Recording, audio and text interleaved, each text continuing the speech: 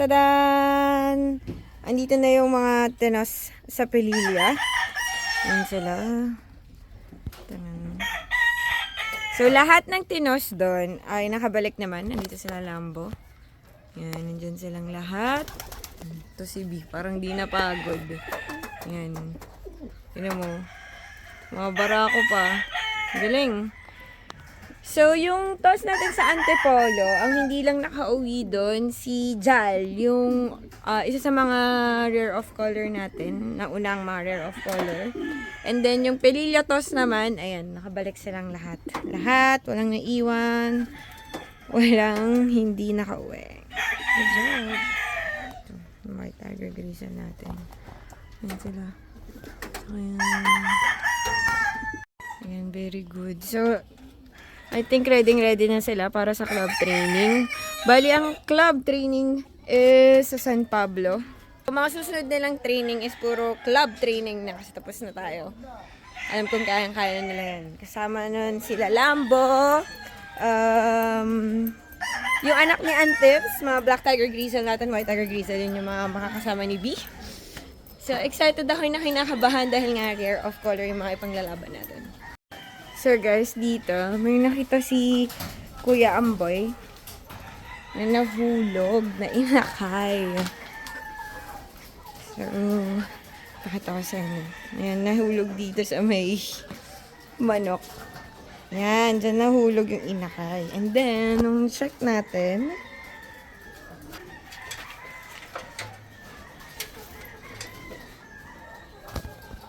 ito guys. Tadan! Ang haba ng tuka. Nasaan yung nanay mo? Wait lang. Tignan yung itsura natin, oh. Wait. Uy! Yan, dapat ka pa. Tadan! Ang laki na! Diba hindi natin namalayan? Anak po siya ni Ampon. Opo. Si Ampon nagkaroon na ng inakay. Ayan, oh. Kumuha ni Ampon. Galing. Hindi siya fancy kasi ang haba ng beak niya. So, malakas ang dugo ng pedring natin. Yan. Kung hindi pa yan nahulog dito sa may manok, hindi pa natin malalaman na may anak na pala to si Ampon. And dyan siya nagpupugat. Dyan ang itlog si Ampon. And then hanggang sa lumaki na naging inakay, siguro malikot nga siya. At doon, no, nahulog. Dyan, no. Sa manok na pula. Na sobrang tapang. Buti na lang, hindi siya sinabong. Ano, tapang yan. Nahulog dyan. Do, hindi naman napilayan kasi cushion din yan. Safe naman pagkahulog. Buti nga nakita agad ni Kuya Amboy. And then, pinalagyan na lang natin siya ng pugad. So, andyan na siya ngayon sa pugad. Safe na siya. And hindi natin siya pwedeng alisin. Baka kasi manibago. So, dyan lang muna ang pamilyang Ampon. Diyan muna sila habang nagpapala. Safe na safe naman yan. Maayos naman yung bubong dito. Hindi sila mababasa. Ayun si Ampon guys. Ayun o. Binabantayan niya yung... Hindi ko naman kinuha Ampon. Ikaw naman. Pinakita ko lang sa kanila. Worth the stay ka talaga. Ayan. Binabantayan niya yung pugad kasi nandun lang yung pugad. Ayan o. Yan. Diyan tayo nang galing kanina. Ayan o. So, nasa taas lang tayo. Chinek niya siguro kung kukunin natin. Hindi, actually, bibigyan pa nga ang pagkain eh. Hindi ka nagsasabi, nanganak ka na pala. Nangitlog ka na pala. Ano, ang liit ng beak ni Ampon. Pero hindi ko pa nakikita yung jowa niya. Baka isa sa mga to kasi malakas ang dugong pedring. Naging racing pigeon. Mas mahaba siya. Check natin kung malaki na yung anak ng ice pigeon. Yan yung ice natin, maliit lang yung beak niya. And pinair up ko ito sa masungit na racing pigeon. Oo na, Angry Birds ka na lang. Sige, Angry Birds ka na lang. So, hindi natin ma-check kasi nga, pakasungit niya. Pero ayan, nakita niyo, maliit na feet dyan. You know, so cute! Liit! So, yun yung ice pigeon ko na pair with racing pigeon. Alam mo, sungit. Sobrang sungit. Tapos ngayon naman, ipapata ko sa inyo yung anak nila na medyo malaki na. Kasi yan, maliit para sa ayaw niya pa ipakita. Dito yan. So, nandito guys, yung anak nila na pinaampon natin. Unahin ko muna yung nandito. Ay, nagulat si Benjamin. Yan! Anak ni V ang nasa unahan. Yung nasa likuran na naaapakan ay yung anak ni Ice. Anak ng Racing Pigeon at Ice. Fancy, pero kita nyo naman kinalabas, diba? Racing Pigeon siya. Bukod dyan, meron pa dito sa kabila. Ito yung pinampon natin sa ating white bar. Ayan. Laki na din. O, parehas na naging Racing Pigeon. Good job. Good job para kay Ice at ng ating Colson. Nakita nyo yung kanina kay Ampon, di ba? Kapag kinocross talaga natin yung fancy sa racing is mahaba yung beak. Pero hindi lahat successful kasi bago humaba yung beak neto, maging ganito ka-successful yung project natin.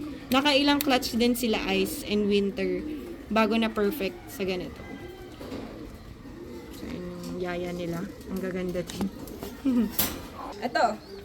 Ito din, anak to ni Ice na medyo, ito yung sinasabi ko sa inyo na hindi pa siya ganun ka-perfect. Ito yung mga first clutch ni Ice. Tingnan niyo yung beak niya. Sobrang layo sa mga beak ngayon nung bagong batch ni Ice, diba?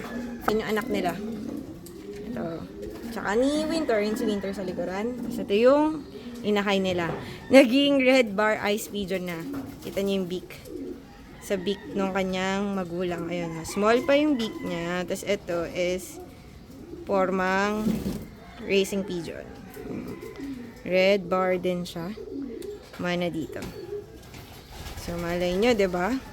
First clutch ni Ice and Winter. Ito guys, Ice din yung nandito. Kagaya kanina, ayan, short lang din yung beak niya. Hindi siya long beak. Kagaya ng mga racers. Kayaya natin dito. Sa White Tiger Grizzle. Ayan, yung nasa likod. Excuse me. There. Ayan, Ice Pigeon. Cute. Pero at least yung kulay nakuha. Yun nga lang, pati yung beak nakuha din. First clutch. First ever clutch ni Ice. Ayan, short beak talaga. Pero kuhang-kuha niya yung kulay ni Ice. Pero, ayun. Kuha niya yung kulay ni Ice, pati yung beak. Ayun, first clutch and blue pa yung ring niya. Ice Pigeon. Tapos ngayon, pinipair up ko siya dito sa De Bruxelles natin. Yan. Pair sila ngayon. Malay natin, maging successful din. Diba? Ang ganda talaga ng kulay ng Ice. Sobrang ganda. Yun lang yung maganda dun. Consistent yung binigay sa ating mga ice color. Talagang kuhang-kuha nila. Ayan, silang dalawa yung mag-pair ngayon. Mga barako. Ito naman yung De Bruxelles natin. Ganda rin, no? Excited na ako kalalabasan yan.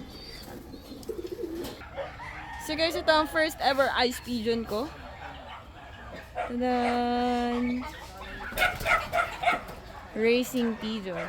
Ice, dito. Against the light. First ever Ice Racing Pigeon. Sobrang amo niyan, tingnan nyo. O, diba? Madadagit ka talaga sa pinagagawa mo. Mga kalapangits natin sobrang dami. Ayan, o, diba? Mas kita nyo yung kulay niya. Ayan. Kauna-unahan. Pinakauna pa sa first. Ang ganda. Pati yung ice niya. Ice. Ice ba? Ayan yung ordinaryong kulay ng blue bar. And then, ito yung katabi. Yan yung ice. Diba? See the difference? Sobrang ganda. As in. You know. Bird pa yan. Magla-light pa yung kulay niyan at magiging yellow na talaga. Hindi yellow color yellow. Mag-ice color siya. Magla-light. Yan. Ganda oh. Sobra oh. Kahit ilaw light pa natin yan. Lilitaw at lilitaw talaga yung kulay niya. Galing! Good job, Ice and Winter and Colson. So, ayan yung mga kalapangit ko. Meron pa din sa taas, diba nakita nyo? Tapos meron din dito, diba?